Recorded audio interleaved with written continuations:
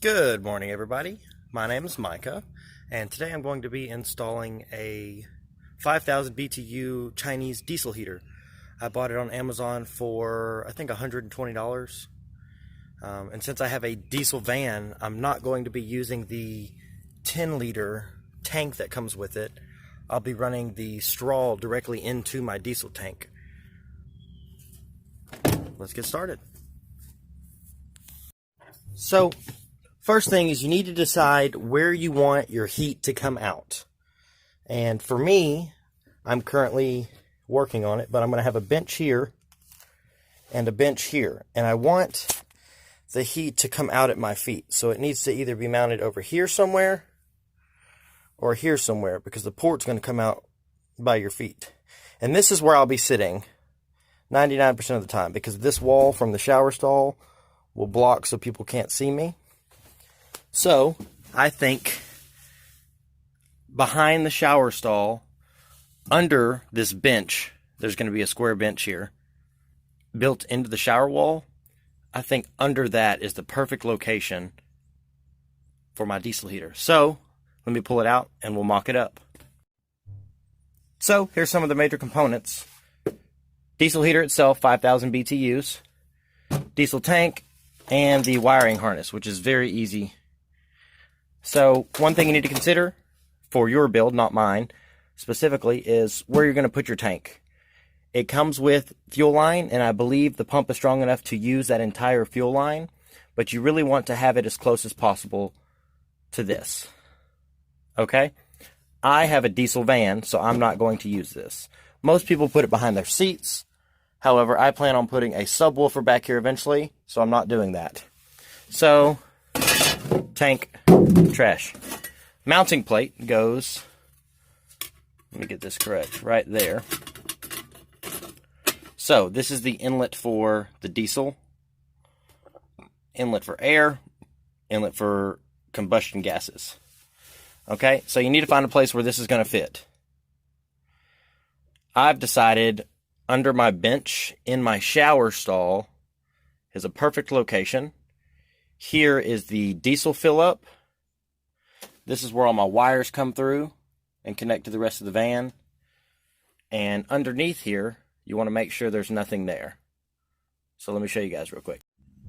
So I know on the inside it's between the fill up and the wheel well. I've just gotten a piece of wood or smartboard or whatever you have. And you can come down and look under here. Here's the diesel fill up, of course. There's where all the electronics come through the floor. There's the AC, the secondary AC bib. And we're going to be looking between this diesel fill up and the wheel well right there. Let me back up a little bit. And as you can tell, there's nothing in this big area right here. As long as we don't hit this frame support. Right there is a ball, well, not a ball, like a rubber compression. This is a perfect location because this kind of stops us from the exhaust getting close to the inlet fill up. And also, we can run the air up here and mount it. Air inlet up here and run the exhaust back there somewhere. So, this is a perfect location. We could drill through, don't have to worry about hitting nothing. As long as we miss this. So just go as close to the wheel well as possible. Let's go back inside. You might have thought I planned this. I actually did not. But the second I saw how big this was online, I realized where I was going to put it. Because I literally just want the heat coming out right here. So it's going to come from here and come out right here. Boom. Really short. I won't even need all of this. And it comes with a T to where you can run two. So if I wanted to have an exit here and then an exit back there, that would work. I may actually, now that I'm thinking about it, run that T, put the T right off of this, and run one to my feet, and then run one to my garage. Because eventually, this will all be closed off, and if I have anything wet, or my laundry, it's going to go into a chute that's going to be back there. It would be nice to keep that warm to dry off wet stuff. So that's a good idea. I may run the T and run one under my bed, and then run one for my sitting area. So we can take this, move this out of the way. I'm going to set this down, let you guys see. Sorry, I'm filming with one hand right now, but you can see.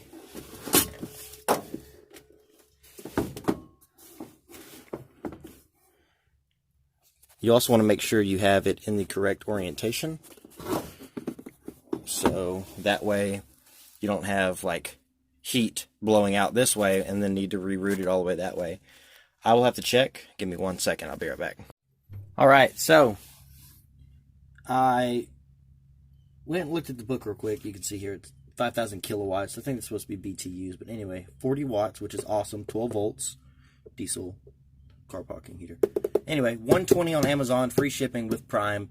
It got here way quicker than they said. It wasn't supposed to come till today, and I think it came like last week. So I'll leave a link in the description below for where I got this. The seller was amazing.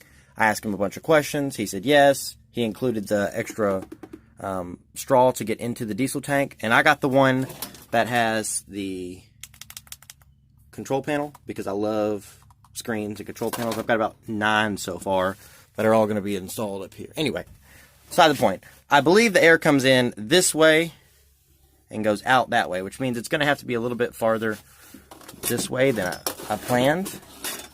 Remember, because I need to be as close to the wheel well as possible because there's that ridge right here somewhere. So, honestly, right there. And another thing is these are so small, these outlet ports. I've actually got a double floor under my shower because my shower pan actually has a foam bottom and it hangs on these rails. I'm actually probably going to cut this right here. So this will be closer to the actual metal floor and it will sit in easier and not have to have the extension pipes screwed up in against the wood. It will be on the outside. So let me get that done. I'm going to take all this out, cut this, and I'll be back. So I cut the floor, the shower floor, right here along this bottom side, which originally would have made it so much easier to cut this, actually. Anyway, so exhaust is going to go right there. That's it. So this will be mounted into this wood panel once I get it on the bottom of the booth, and this will just go here. I'm going to check the T real quick and see if I can fit that T on here. If not, I'll just do it like this. Inlet here. And I need to find exactly where to mark these 2 holes and drill. And I'll show you all the secret. Give me 1 second. So, because of how wide this T is, there's no way I would be able to put the T on here and run one here and one over the wheel well to the back unless I ran it like this. And I would have one curve and go over and then this one 90 to the left to come out here. But that's too much work. I don't really care. I'll figure out another method later. Actually, no, I don't really need the back to be heated. I will maybe just tee in the middle, so run it farther, tee it in here, this way. Yep, just like that. And I'll have one, yep, just like that. Boom, that's it. I'll set that right on top. Arrow come in, arrow come out here, arrow come here, arrow go over there. Boom, problem solved. So I use all Makita tools. They're all wireless. I've got the big batteries, but I have this hole saw. And what I'm going to do is I'm not going to drill just holes big enough for this and this. I'm probably going to actually cut this out in the floor. So this whole thing will go through the floor. Because really you have this plate, which will sit, let's see if it sits like, it really doesn't matter. It'll sit like this. I lied. This. That plate's going to sit right here. And then I'll have to seal between the wood and the metal floor of the van. And then once I screw this down, I'll probably RTV with some high temp silicone around this just to make sure no extra air is coming through. But, so the hole itself, if you can imagine, this will be bolted down. The hole underneath this will be this wide. Big enough to where from the bottom side, you can finger screw these on. And that'll make it easier to connect the clamps that hold the exhaust. It'll look like this, it's about that big. The exhaust extension and the intake extension. So, let me get to work. So if I put this drill bit right in the middle of this, you can tell that covers all three, the bolt and the inlet and the outlet, and the same thing here. So I'll be able to do that. You can see that's perfect. One on that side, one on this side, and then if I have to connect them in the middle, that'll be perfect. And that'll leave, I may have to actually go over a little bit on both sides, but I don't know what size this is. I'm not going to lie to you guys. I can't tell. It's been used a million times. If I find out, I'll let you know. Anyway, I'm going to go to the bottom, get a tape measure, measure exactly how far over, and then drill from the top down. Or maybe the bottom up. We'll see. What I did to find exactly where I need to drill the holes is I put the plate on this. I set it into place. When I found the orientation of where I have enough clearance between this to put my shower pan, enough clearance between this, I know I need to go 5 inches over before I drill my hole because there's that under brace here. And I wanted to make sure that I had enough room to fit a clamp on here also. So once I found that location, I had it all together. I made the plate fall down off of this, left the plate in position, and then carefully pulled off the heater to where the plate is exactly where it needs to go. Therefore, that is where I need to drill my holes. Now I'm going to drill a hole and pray. And honestly, if you mess something up here, not gonna lie, it's really not that hard to fix. First of all, I've already got a subfloor down. So if you wanted to put a resin patch as if you were patching fiberglass on the bottom side, clean it really well, use a wire brush, resin it. You could use RTV and just make a patch. I mean, you could use a Bondo. There's a million different ways to patch a hole. Honestly, not that big of a deal. You just need to do your best, find a location, and go for it. Now, if it's in a place where there's a lot of wires and things like that, yeah, I'd be a little more careful, but I know there's nothing between here and there. Once I get 5 inches off of this, which is like right here, I know there's nothing else. So I'm not going to mess anything up. All I'm really doing is putting a hole in the van, which I already put a 12 by 12 to put that fan in, and I had to cut this metal and cut that frame. So not my first time. Measure it, do your best, and you can edit it around a little bit. So let me get this drilled. I'll be right back. So this is a wood blade, by the way. I didn't tell you all that. But it makes it really easy cutting through wood and a little harder through metal. So once I got my hole cut through the wood, it started to get into the metal, and you can hear it. So I can tell now exactly where I'm at. I'm going to go to the bottom and look. So that came out absolutely perfect. You can see that line is right against this, which is great. So it's farthest away from everything that I need. And I know that this is the hole closest this way. So the next hole is just going to be right a little bit farther back. Perfect. No big deal. And if you have a little cut like this, clean it with a wire brush if it's in the wrong location, and just throw some JB Weld in there. JB Weld is super underrated. It's amazing. You can just throw JB Weld in the holes, be done, move over. So that'll work out great. Drill. Didn't even get into this frame, and I didn't have to worry about the gas, which is one thing I was worried about because the air inlet's going to be on this side. So I may drill a hole through this and run it over to here somewhere, the air inlet, and mount it to like these wires or to this. But the exhaust, I don't know. I need to get it away from this. I may just screw it right into the side of this so it'll come out and just be right there. And it'll blow over the tire or up into the wheel well, or because the diesel tank's here. So I don't want to go too far in. Anyway, let me drill this out. Now that I've actually drilled the holes and I've got it in place, you can see what I'm talking about. There's no way I'm going to be able to put this bolt on. So really, these 4 bolts, all they do is keep this plate bolted to the heater. But I'll need to cut this out a little bit here, cut this out a little bit here, cut a little here and a little here. I mean, I can slide it that way a little bit, but that's as good as it's going to get, and there's no way I'm going to be able to get those bolts on. I'll probably have to get, I have a little bitty hole saw, and just cut a little section out of each, and then that way I can bolt this down. Alright. So now that I'm thinking about it, you really could just take that whole thing out, bolt the plate to the heater, then drop it into place, and then from the inside bolt that plate down to the wooden floor, and then you wouldn't have to worry about trying to put those bolts on from the outside. As long as when you slide it into place, they don't rub, or as long as it'll still slide into place, it doesn't matter with the bolts on.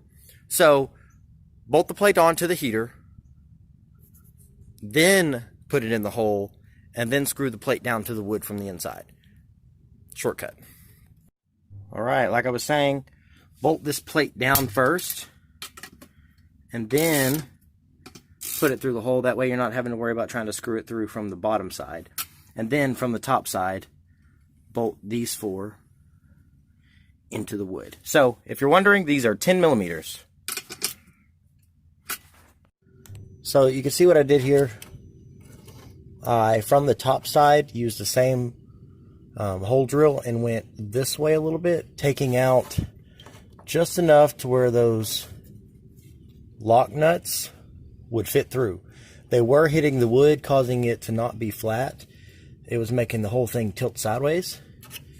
But that also keeps you from having to try to tighten it on, because I still can't fit the thickness of the socket between this and this. But because I did it from the top side and then I put it in, we won't have a problem.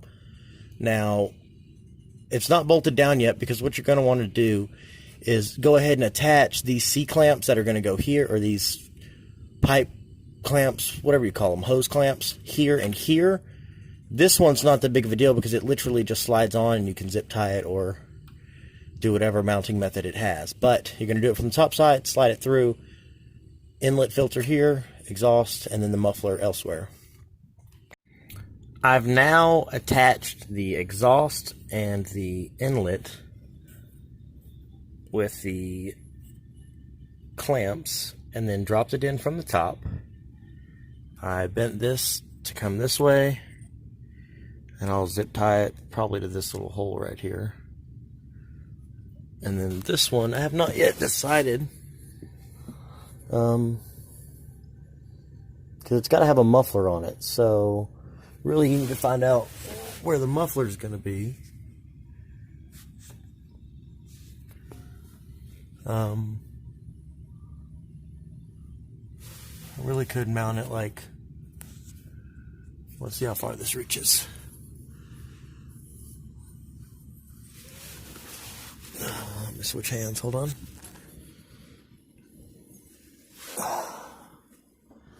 And mount it right there,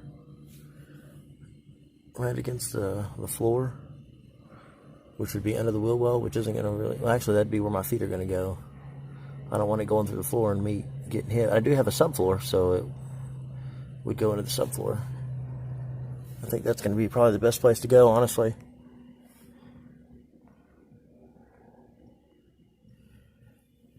And then just figure out how to attach it on the way.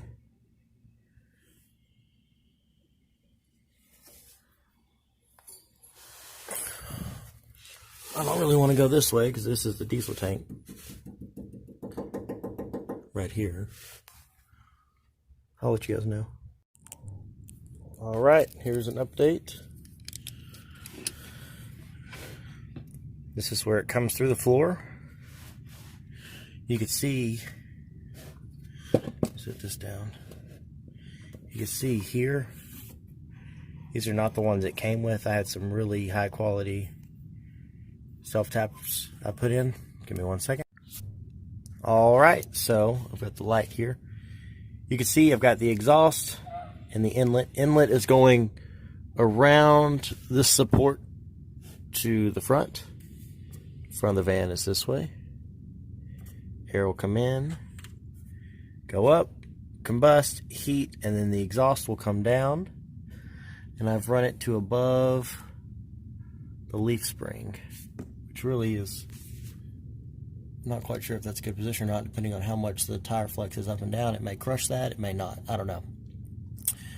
But whatever, if it is getting too close, I'll just lay it flat and screw it directly into the body, which will make it get hot, but it'll be all right.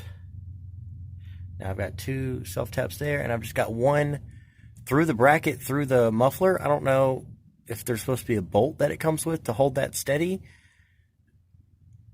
but if it's supposed to hang and not be directly drilled into something, like I was saying, drill it directly into the body, how is that supposed to hang? Let me see if I can hold this in my mouth. No, because I won't be able to talk. Anyway, let me get up here. You can see, like, it's solid, but all that's, it's just a screw through the muffler and then through this L bracket, and then that's double screwed in. And then I put a support here. Comes with 2, didn't really need 2. And then you can see here, I had my own self-taps that were like really heavy duty and extra long. I only ran 2 on the inside because there's a pop weld that I could not bolt this side to. If I did, it would be inside of this, which would be fine, but anyway, so I just got these 2 right there. All right, and I don't know where my fuel pump is, but I'm probably going to end up mounting it probably right here. I think this would be a great location. That way it won't be loud. It's got a rubber thing on it, so maybe I'll hang it from up here so when it rattles you won't hear anything. And then I'll probably end up doing the inlet right here, because what has to happen is the fuel pump has to be mounted at an angle, so I can hold this like this. It cannot be flat. The pump has to be mounted where it sucks up. So this would be a good location that's way out of the way. You know, this isn't really going to bother nothing. And then I'll put the actual, drill a hole into the tank right here. And this looks like the deepest point, so it'll come out, it'll go down, not very far, really it just comes straight over. And then it'll go to the pump, and then I'll go through this hole that's already in the chassis, through that hole, see it? And then straight into the nipple there. And then we got to do the wiring after that. All right, so once you guys have gotten your, let me get on the inside, your exhaust and your intake mounted up nice and tight, then what you want to do is, I am not going to a fuel line and putting a T. I'm actually putting my own standpipe in my tank. Now you can only do this if it's a metal tank. So, stand, and on this Ford E350, there's 2 bands, one here and one here. And to get to that, there is a nut here and another one here. And you unscrew that, lower it down. Make sure this is distributing the weight evenly. And then unbolt it, lower it, and I'll keep y'all updated. So the tank is only held on with the 2 straps, and then mine actually has adhesive holding it to each of the frame supports, like here. And so you have to really shake it and get that adhesive to come off. It looks like poop. It's just a big bead of adhesive, but it's all along the top. But make sure you also come over here, get a flathead screwdriver, and release the fill neck. You just need to do the screwdriver. You don't need to do the wrench one. First, I drilled a pilot hole. in a suitable location. It'll be right here between this rib and this rib. What I did is I just measured over from the adhesive, because I know where that's at, because you can tell here. 5 inches, and so I know it'll be in this area right here. Right in the middle. Lined up. Pre-drill, and then I'm going to go back with the correct size. That way it gets a good fit. And this is the size of that in the middle. Alright, so this is what the top looks like. You've got 2 fill lines that are going to be a blue quick connect. You lift these up, slide them back, put this in the hole. Sorry. Lift this up, slide it back, put this in the hole and squeeze it together, and then just pull it off. Both of these, disconnect this. And then even after letting go of the straps, the adhesive was still holding it on. Alright, now you need to take off these. I believe they're 8mm bolts. And figure out which way the float's going. And then mount it on the opposite side. Once you drill your hole, make sure that's going to fit tight all the way through. Then you want to find the bottom. It's going to be up a little bit higher than that because we're on this elevation. And then you want to feed it from the bottom side and through. So you're going to have to stick your hand in the diesel tank. Actually, that's a bad angle for me. Right-handed, get on this side. You have to stick your hand in and spin it until you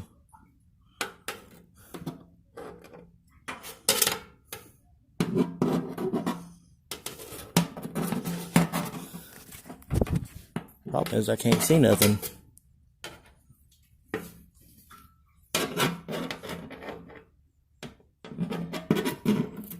There it is. And then grab it, pull it through.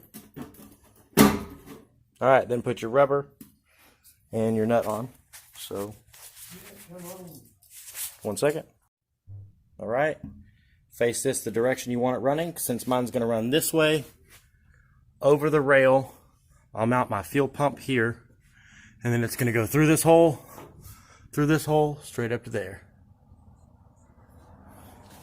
Tighten this down, go ahead and put your fitting on, and run the excess over the top. That way when you raise it, you don't have to worry about trying to attach it after. Make sure you may have to bend this down a little bit to make sure that it has clearance to the body. So, see if I can get you guys at a good angle.